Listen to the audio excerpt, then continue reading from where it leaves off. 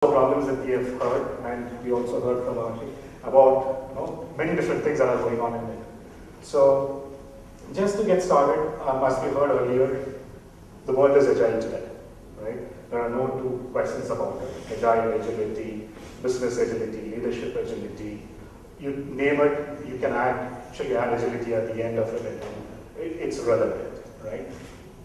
But I really want to take a step back and then get back to saying that, why agile, right? Because quite a few assignments that I have done, we've been kind of missing out on the very essence of why agile, all right? So the world that we live today, it's so interconnected, right? So if you really look at it, the internet users in the world today is more than 50%. 50% of the world population is connected, right? If you were to look at the mobile side, more than 73% of the population of the world is connected using mobile, right? So what is it that we are looking at? The world that we live today is very different from what we were available from the previous talks, like say 20 years ago, right? If you were to look at 2003, the cost of bandwidth per 1000 Mbps was about $1,200. Today, it's close to $11. Can you see the drop, right? Storage, from $569 a GB to $0.033 a GB, right? Computing power, your hardware, it was about $222 per million transistors to $0.016 per million transistors. The world is changing, right? So what has this done? It has made it easier now than ever for entrepreneurs to come develop a market or identify a market, develop a solution, and then send it out, right? So this particular aspect, wherein it is so much more easier. If you were to look at it, we call it the startup era right now. Why? Because these are all contributing to it. So what does this call? So if you were to really look at it, the return on assets have been on a constant decline, right? It's right now at 1.3%. And this is the other data from that we have, and it's saying by the decline on performance for companies in the bottom quartile is much worse, even the market leaders are losing their share. So what does this mean? So if you were to relate it to the waterfall world that we are all hopefully familiar with, because nowadays it's very tough. One of the interviews that I asked a person said, what's the difference between waterfall and agile? And she looks at me and says, what's waterfall? Right? So the world has changed, yeah? But assuming that you've had a flavor of waterfall, the projects were usually run for months, right? And we heard about the change request, the carbon strip that we saw, which is reality, and I'm saying that it's still a reality in many different organizations still, which claim themselves to be agile, right? So, as a big organization, if I were delivering a product, a solution, at the end of say 12 to 18 months, right? With the fact that there is an entrepreneur sitting somewhere in his garage who's churning out code, he could pick up a small piece of a business problem, he could deliver it well, and take the market away from the bigger giants, right? So you always have a startup that is nipping at the heels of every big organization. I have had the opportunity to coach a big MNC, wherein when I was talking to the site head, he was pretty clear. There was a time when they were sitting by, letting these people develop something, go ahead and buy the company. It was so much more easier, right? To today, wherein the amount of complication that he has, the amount of organizations that they need to buy, if they were to continue the same trend, this is unthinkable, right? So this kind of led to the downfall of the Fortune 500 companies. The lifespan of Fortune 500 companies, somewhere during 1950s was about 60 to 62 years. To today, it's about 15 years, and the prediction is by 2027, it would be somewhere in the range of 5 years. So every 5 years, your Fortune 500 companies are dying. Imagine, so what I'm saying is the companies are going out of existence in 15 years as on date. Give it another 10 years, a Fortune 500 company is there in 5 years. Right? So this is the reality. Right? We can talk about everything, but this is the reality that we really cannot afford to miss. Right? People who are not on this bus, chances are they're going to be one of them there. So that was the problem that was faced by most of the organizations. And as a response to this particular problem, the organization's response was agile. Right? So as on date, more than 60% of the organizations are doing agile. Right? So if you were to look at it, the major benefits from agile are ability to manage changing priorities. I'll take a minute here. Changing priorities is a reality. A lot more today than in the past. As we were saying, now that I'm so connected, I have my mobile which is connected to a cloud, and I'm accessing the solutions and the services. Chances are, my expectations are very different from that of a desktop user, and the change is imminent. And there's no getting away from it. And going back to the statistics of the number of people doing it, the number of segmentation of the end users is varying. So definitely the priorities of anything that needs to be delivered is very different from what it was earlier. So the agile is kind of helping manage those changing priorities. Right? Then you have increased team productivity and improved project visibility. And in 2006, 94% of the respondents of the version 1 survey said all of them are going down the agile path. Right? So the advantages, the other advantage coming to the 69% of accelerated product delivery, which is catering to your changing priorities, right? And enhances ability to manage changing priorities, then productivity increase, project visibility increase, all of these are good, right? So I've just painted the beautiful picture about the agile part of it. So this was the response. So it came to an extent saying that being agile is being relevant. If you're not agile, chances are you're on your deathbed, right? So having said this, now if you were to really look at it, here, this is the statistics that I want to really look at. It's like 60% of the organizations which are using agile, they say they're still maturing, right? And if you were to look at it, majority of them fall under 3 to 5 years or 5+ years of using agile. And 60% of them are saying they're still maturing in agile, right? So what that would also mean is there is a lot of challenges that any agile team is facing as on date, right? So this is again another statistics from the 11th State of Agile report, wherein it is pretty clear the vast majority, 63% reason why they are still not being able to mature is just company philosophy or culture, right? So what everybody is saying is company culture is not letting them mature in agile, right? Imagine we are starting in 2017, 16 years from the time Agile Manifesto was done, and still we are complaining about maturing Agile inside the organization, right? So this is not just last year. The 10th State of Agile also stated the same thing. It was 55%. So the more organizations that are going the Agile path, I think the numbers are still increasing, right? So from 55, which was again 44 in 2014. Right? So this is a reality, and this is the top constraint for maturing in Agile. Right? So this is my take.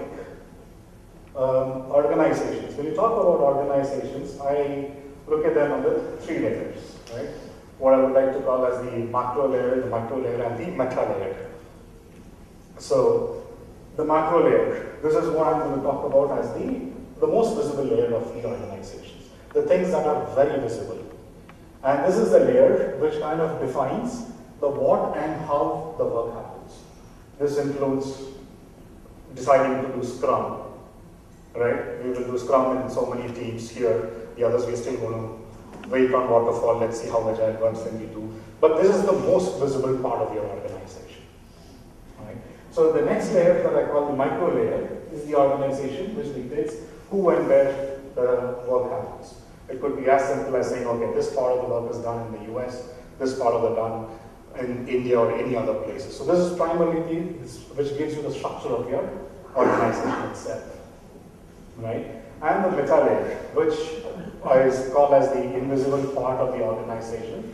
And this is the part which dictates why work happens in that organization, right? So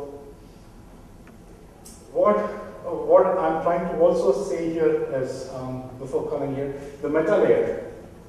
So meta layer is, I really don't want to use the word culture because that's something that I have still not been able to really understand and explain what culture of an organization is, because I think it is as varied as personalities of people.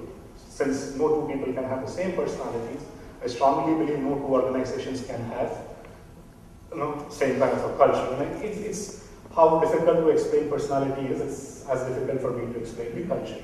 So I'm going to take an abstract stand on this, calling it the meta layer, wherein it's an aggregation of the value systems of the organization. Value systems, here what I mean is not the values that are written on the wall, right? If that was true, I'm sure Enron would still be running and none of its leadership behind the Marsa Sunday, right? So that's not the values that I'm talking about. It's actually the values that is visible in an organization. Somebody has explained it as the reason why work happens in an organization. Correct? So that is the part that I'm going to talk about meta layer, which is again going to be my focus during the presentation. And just to look at how we are doing the transformations today, we are doing it as a bottom-up execution. So the first thing that you talk about when you talk about agile transformation is what? Chances are you're going to go to Scrum, right? Because we are a development team, so Scrum is what we're going to do. Support teams, you're going to use Scrum 1, right? It's decided. And then you form the teams. Again, as we heard earlier, a Scrum team with 12 people, 16 people, right? And then you start your execution. Now, starting Monday, we are going to be an agile. To give you a slightly different example, I was interviewed by a multinational company a few months ago for their SAFe transformation stuff. So after the initial discussions about the SAFe framework and all that, so finally we got into more serious discussions. So he says, okay, now what would you do if the teams are already, their bandwidth is already planned for, and another new client comes in and he is putting $30 million on the table and say, I need to get this thing done. So it's like, as a coach, my first reaction would be, yeah, let's go ahead, prioritize it, let's see what is it that we need to do now. So then he asked me, do you know how much $30 million is? I said, yeah, it's a lot of money, right? So he says, no. So what we do is, we'll take it. Next day, we will have a discussion with leadership team and then say, this cannot happen again. Still no more use of money. So my question was, what if the next day another client comes and puts $50 million on the table? Right? Chances are what? I'm talking about, I'm interviewed by an agile coach of an organization. Chances are he's going to postpone that meeting by another day, right? Because 50 million is definitely more than 30 million. So let's keep 30, let's keep 50. And then let's have a leadership workshop the next day to prevent these kind of things happening. Right? So what I'm saying is, we've traditionally been forced to look at agile transformation only as a process transformation. Many of us have really not invested time to figure out what is the basic premises on which we're talking about all these transformations. Right? So a transformation focused only at the macro layer of the organization delivers disappointing results. I'm just paraphrasing what version 1 has already mentioned. And what I also want to say is that we cannot solve our problems with the same thinking we used when we created them. The current problems that we have, we ourselves have created it.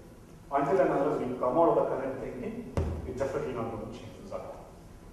Right? And how do I propose we do that? We should change how we think, the meta layer, and also how we measure success, along with changing the doing part, which is your macro layer of the organization for a successful transformation.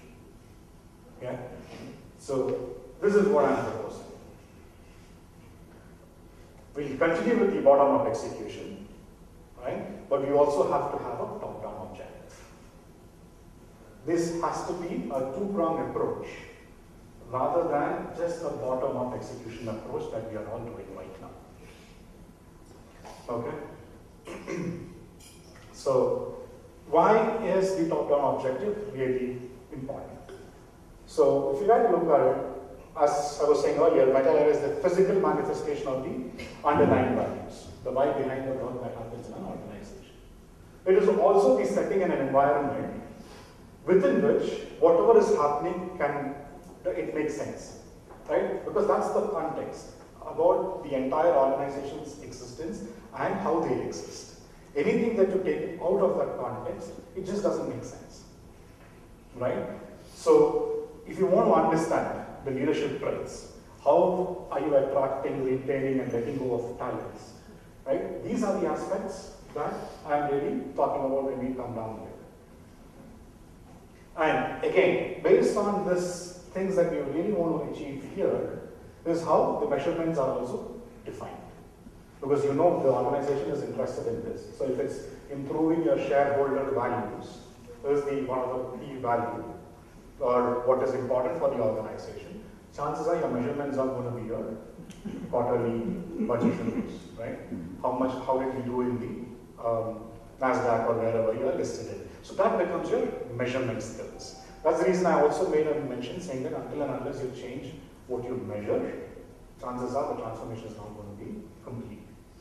I will again go back to the Toyota way of doing things when they changed from how many cars can you make to how long does it take to make one car. I'm told is when the majority of the changes started falling in place. Right? And unfortunately, meta layer of an organization is so obvious that nobody notices it until it is too late. Yeah. So here I'm going to take an example of why it is really important. You all have heard of Southwest Airlines, right? Last year, they had a net profit of $2.24 billion. And this is their 44th consecutive year of running in profit. Okay? So the idea behind Southwest Airlines, as per their CEO, is that we are in the services business and it's incidental that we fly airplanes. Okay? This is the meta layer that I'm talking about. This is the belief system or the value system of that particular organization. They are in the services industry and it's just incidental that they fly airplanes. Okay? Now, if I were to contrast it with, say, United, they had airlines known as TED from Feb 2004 to Jan 2009. Delta had a thing called as SON from April 2003 to May 2006. Continental Light from 93 to 95. They all tried to emulate Southwest Airlines' business model with an intent to capture market share. They all came up with cheap airlines. But look at how long they survived. Right? 4, 5, 6 years max. And you have the organization which started that trend in 44th year of business with profits, which is very different. And it's actually a miracle sort of way in any of the airline industries today. Right? What did they do? They copied their business model. The mental model and the measurement model was completely different. Right? JetBlue, on the other hand, which was founded in 2000, they kind of said, we want to bring humanity back to air travel. The focus is again not a cheap airlines trying to get the market share of the other organizations. Right? So if you look at it, so their measurement model and the culture is going to be based on bringing humanity back to air travel. They are in operation for the last 17 years. Right? And if you really look at the dates, these are, if you look at, this was in 2006, 2009, all of them were in existence at the same time. But the fact that their value systems or the meta layer is completely different is what is making a lot of change here. Right? And just another example to stress this point. Ford. right? 97 to 82, they were running under losses, and that took huge one, $3 billion in loss. So what was the best thing to do? Bring in Edward Deming, the guy behind, the Toyota. If he can do it in Japan, we are just going to get it. Anyway, he's an American. So they actually got him in and said, like, okay, now we need to get profitable. All right? And to the fourth surprise, Deming questioned only the company's culture and its managers. Imagine, right? This guy comes and says, the management actions are responsible for 85% of our problems in developing better cars. And what was he brought in for? Quality improvement. And what is he talking about? The culture and the management. Right? And so that's where all the work went in. Deming. To give an example that I heard about this thing recently is when Deming was brought in and he was talking to the leadership team. Ford himself happened to get up and walk away from the meeting. That's when Deming also said, so now that we've come to the close of the meeting, I thank you all, and then he also started walking. That's when Ford was also figuring out, what just happened. He said, if this is your attitude towards the transformation, I don't think I have much to do here. He was still stressing on the leader who was trying to bring in the change, right? And this change was not a fluke because subsequent years, Ford did make a lot more earnings than GM and Chrysler at one point put together also, right? So this is the reason why I still think concentrating at the meta layer and having a top-down objective is really key for any transformation to be successful. So what do I mean by top-down objective? Right? It's about inculcating the agile values to the meta layer that makes the organization adaptable and proactively nimble by nature. Because all the examples that I've been giving and the statistics that I've put up have always been showing we were doing what was possible, what we can, not really what we must. Right? So how will that come into picture? Only when that becomes a way of working. Right? And a meta layer that promotes strong ability to execute, high levels of accountability, customer-centric thinking, and strong cross-organizational stability. This is what we need to create. Okay? Because Torben Drake actually said, before embarking on change, make sure to understand the organizational culture, don't leave none at it. Doing so would actually mean you're trying to build a house without a foundation. Right? So this is exactly what I also completely aligned with this thought, and that's why. So now how do I do this? So the only influencing factor of a meta layer of any organization is its leadership. Right? I'm not sure how many of you have encountered this, but quite a few transformations that I've been part of. The moment I talk to leadership, they say, you know what, we are very flexible. I don't care you do agile, I don't care you do waterfall. This is the date, this is the deliverable, give it to me. Okay? And then the leadership expects me to go talk to the team and say, you know what, we are very transparent. We are very flexible. Do what you have to do, give it to me on the same. Right? We might package it nicely. We might say it in a very nice way. But eventually, what is it that we are doing? Are we changing anything here? Absolutely not. You talk about self-organization of teams. And who's standing behind the stand-up? The manager. He's standing there. Oh, I have taken a step back, I'm just observing. Right. The team is going to believe that, right? That we are just observing and it's nothing to do with it.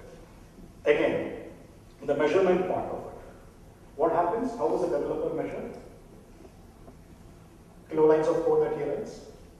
How does the tester measure? Number of defects he logs. Yeah? And then you say, two of you sit together, organize. Right. I'm going to do that. Right? At the end, this is one place where I'm sure why documenting defects are important. At the end of the year, I need to show you 1,500